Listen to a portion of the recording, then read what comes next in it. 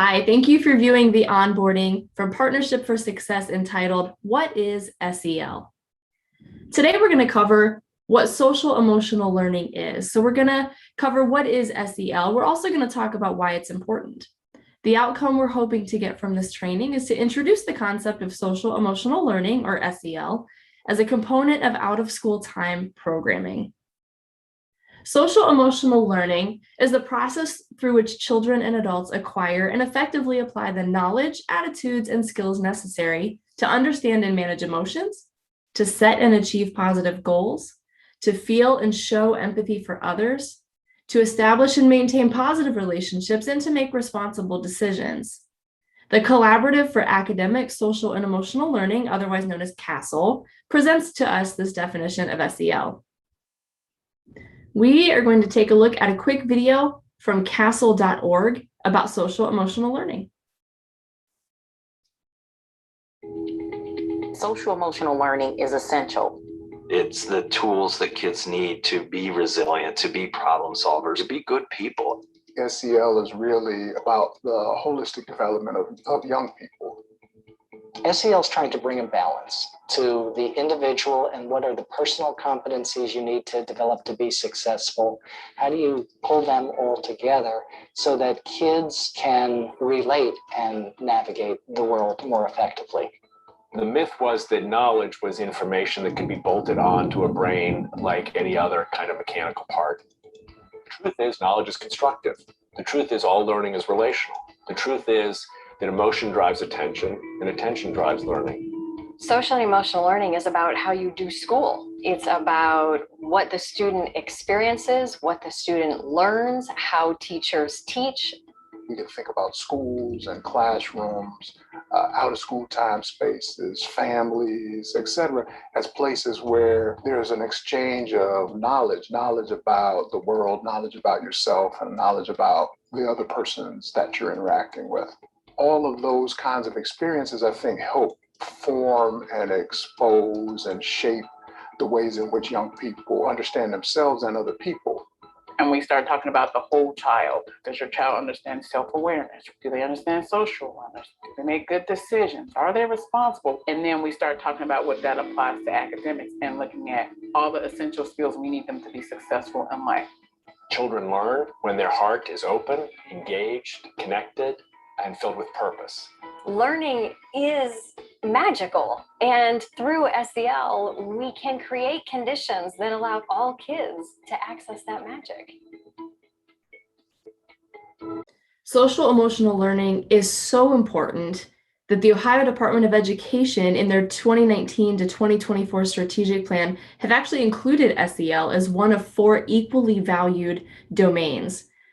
It is important that we increase our understanding of social emotional learning as adult leaders of youth. It bears equal weight in the 4 domains of this plan, and through the work that we do with youth, we have a unique opportunity to help students strengthen these foundational skills while also supporting them in schoolwork. We're going to look here at some social emotional learning competencies. When we think of SEL, we think of smaller competencies that support SEL growth. So we're going to look at each of these elements. We're going to start on the top left with self-management. You'll notice that self-management and self-awareness are both red. That's because these are linked together as being intrapersonal skills. And they focus on the self. So self-management is just that. It's learning to manage yourself. It's managing emotions and behaviors so that you can achieve your goals, so that you can move forward. Self-awareness is recognizing your emotions and your values, as well as your strengths and limitations. The blue area, social awareness and relationship skills, those are interpersonal skills. Social awareness is showing understanding and empathy for others, where relationship skills are working on forming positive relationships, to work in teams, and to deal effectively with conflict. Responsible decision-making is both inter and intrapersonal. We make decisions that affect ourselves and that affect others. This is where we look at making ethical, constructive choices about our personal and social behavior. It's important to understand how these competencies function both independently and in conjunction with one another. This is just another view of those 5 competencies. And it's important to note that self-awareness is sort of the gatekeeper for all of social emotional learning. In order to work on any of these competencies, we need to be aware of ourselves. We need to be able to identify our emotions. We need to work on recognizing our strengths, building our self-confidence and self-efficacy so that we can work on managing ourselves, so that we can work on building empathy and having positive relationships with others. The Devereaux Center for Resilient Children has done comprehensive research and developed a psychometrically sound norm reference tool called the DESA to measure SEL growth. They are leaders in the social emotional learning field. And I want to focus on how they view the SEL competencies. They take CASEL's 5 competencies and they actually break them down to work on 8 competencies. So if you look at this slide, they took responsible decision-making and they broke it into 2 subcategories. One is decision-making and the other is personal responsibility. They also broke self-management into 2 subcategories, one being self-management and the other being goal-directed behavior. These subcategories support the larger category and are also skills that can be worked on independently. They also added a competency, optimistic thinking. We don't want to confuse this with positive thinking. Optimistic thinking is holding the reality of a situation in one hand and holding hope for the future in the other. More on that to come later. Now we want to look at some of the benefits of social emotional learning. We've seen what it is. It's working on these different competencies with students, but we want to look at why. What is the impact of SEL? What benefits do we get from spending time on these skills with students? Well, we see that social emotional learning has significant impact on student outcomes. Here are just a few benefits of strengthening SEL skills with youth. You see that they have academic achievement improvements. There are behavior improvements, improvements in attitude, improvements in mental health, and preparedness for college and career readiness. Social emotional learning impacts these outcomes. Material in this training is mostly going to focus on behavior and academic achievement. This just throws logs on the fire of the importance of this work and the significant impact it can make for students. I have seen countless students grow as a result of social emotional learning instruction. One student in particular I used to work with struggled with anger management. And after several talks about noticing the signs of anger, he realized that one of his signs that he knew that he was about to have an angry moment was that he started to clench his fists. Then, as he grew an awareness of this, he would remove himself from a situation if he felt him tensing or clenching his fists. The impact of learning to manage his anger was dramatic and super impactful as his relationships with his peers began to improve and his confidence grew as he realized that he was able to manage himself. This chart demonstrates the relationship between social emotional learning instruction and academic achievement. Youth who demonstrate social emotional competency need are also more likely to score basic or below in math and reading. This is demonstrated by the chart on the far left, where we see a great amount of students in need, as shown by the red, and fewer of them scored well in math and reading. The fewer social emotional learning needs that youth have, which is the red, the fewer the needs that they have, the greater their academic achievement. This just shows the importance of our work. If we know that improving one area of student success would impact improvement in other areas, why wouldn't we focus more on social emotional learning? This pie chart shows a correlation between income and academic achievement, specifically with reading scores. 8.3% of the score variance can be linked directly to income. We can't directly impact income. We might be able to connect people to resources for employment and things of that nature, but we can't directly impact their income. This pie chart adds information to show what variance in reading scores can be attributed to social emotional competence. It's 16.5%. We can impact social emotional learning. Social emotional learning competence explains 16.5% in variance in reading scores and 15.3% variance in math. This means that when students build strength in SEL, they are likely to see gains in other areas. By working on SEL alone, we can help students see gains in these reading and math scores. In 2011, Castle published groundbreaking research that clearly demonstrated the impact of evidence-based programs that are implemented with fidelity to how they were developed. In a meta-analysis involving 213 studies, which was over 270,000 K-12 students, they found the following results. When you increase social emotional learning development, these are the benefits the student gains. If you see the top part of the slide here, 9% improvement in attitude about self, others, and school, 23% improvement in social emotional skills, 9% improvement in classroom behavior, and 11% improvement in achievement test scores. Increasing social emotional learning development also reduced the challenges you see at the bottom of the slide. 9% decrease in conduct problems and 10% decrease in emotional distress, such as anxiety and depression. We see an increase in positive things, a decrease in the negative. This is so important. That's why we spend so much time talking about social emotional learning and the impact that it has. As we think ahead to the workplace, we know that basic skills equip people. Reading, writing, math, listening, speaking, these are all vital to being successful in the workplace.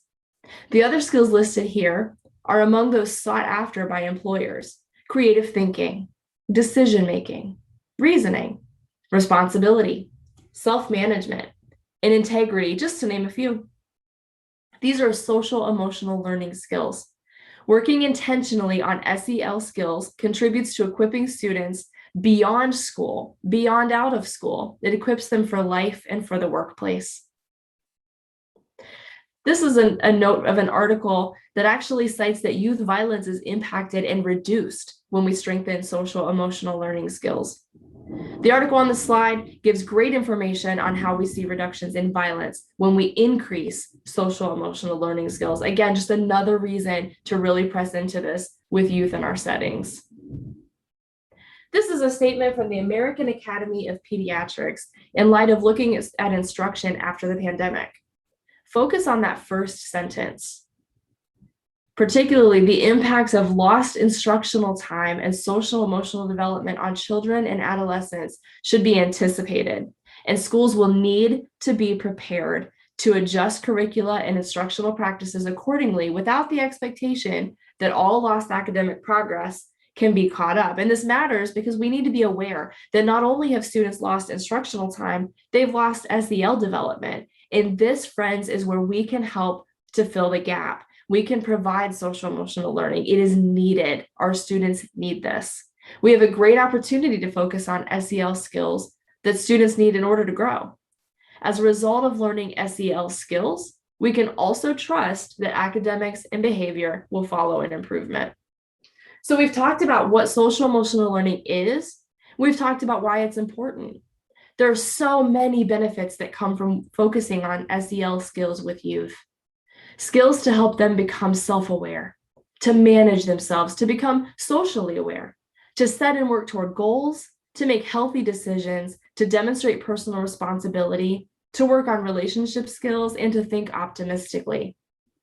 We see the impact of social emotional learning. Students improve academically and behaviorally. They have more skills entering the workforce. We see a reduction in violence. I encourage you to watch another video by Partnership for Success called How to Implement Social Emotional Learning. And that takes a look at the 8 competencies, and it looks at practical strategies to strengthen each competency. Also, as you look at your work with youth in your setting, we want to offer these focusing questions. We want to look at who you are and what you are doing. What is your vision? What is your mission? Who are you serving? I encourage you to take some time to reflect on what you're doing. You're probably supporting many areas with youth: academic support, we provide meals, physical recreation, tutoring. We also want to take a look at social emotional learning. It's likely that you're already supporting SEL skills, even if you're not using that language. And as you reflect, you might consider the why. Why are you doing what you do in the way that you do it? And who benefits from that approach? And you can use these questions in a staff meeting to guide discussion and invite input from your colleagues. You can use these individually in your group setting as you prepare plans and activities. You can even use these to think on your feet. If you find that activity needs to be adjusted, you can think, why am I doing this in this way? And who is benefiting? And do I perhaps need to make an adjustment. Again, I want to encourage you to watch our next video regarding how to implement social emotional learning. You can also check out our Padlet tool. It is a collective tool where providers can gain ideas for social emotional learning strategies, as well as upload your own strategies to share with other providers. The link is listed at the bottom of this slide, or you can use the QR code to take you there directly. We wanted to leave you with a few ideas for how to get started, just with some simple routines. One is to think about greetings. Why? Greetings set the tone for the whole day. It is important to see and greet youth when they enter into your space. Anything from a simple hello, with eye contact, of course, to maybe a fist bump or a choreographed handshake. These things make a big difference. An equity-based and trauma-informed greeting approach would offer choice to students as they arrive. You may have seen leaders who have perhaps a poster board or a sign at the door with different options. When students arrive, they pick the option about how they would like to be greeted that day. Options might include waving. It might include a fist bump. It might be a hug. It might be doing a dance. Greetings also help you as the adult facilitator to gauge where students are when they arrive to your space. Do they seem happy? Maybe sad? Perhaps discouraged or upset? It helps you take mental notes so you can follow up with students regarding what their body language communicated to you upon arrival. Another routine to establish in your classroom or your group setting space are brain breaks. Brain breaks are intentional moments to allow students to pause, move their bodies, and then resume their activity. And these breaks help student focus and can provide moments of fun and joy throughout your day. How do we do this? We take just a quick 3 to 5 minute break during long activities, or perhaps in that transition time between activities. This could be a game of Simon Says. It could be listening to a fun song and maybe dancing to it. You might lead or have a student lead the group through some stretches, get their blood flowing. Some leaders hesitate to do this because it may feel like you can't get the students to refocus and people worry about losing control. On the contrary, brain breaks feed students' brains and enable them to keep going as long as you provide an intentional break. These work great for groups. They also work great for individual students who may just need to take a quick break and have some extra help focusing.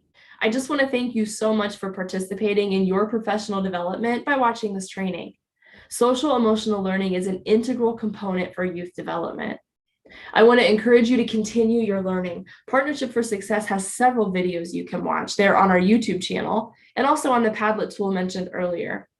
As a reminder, this tool is free and it's a place where you can share your best practices as well as browse those from other centers. Take good care, everybody.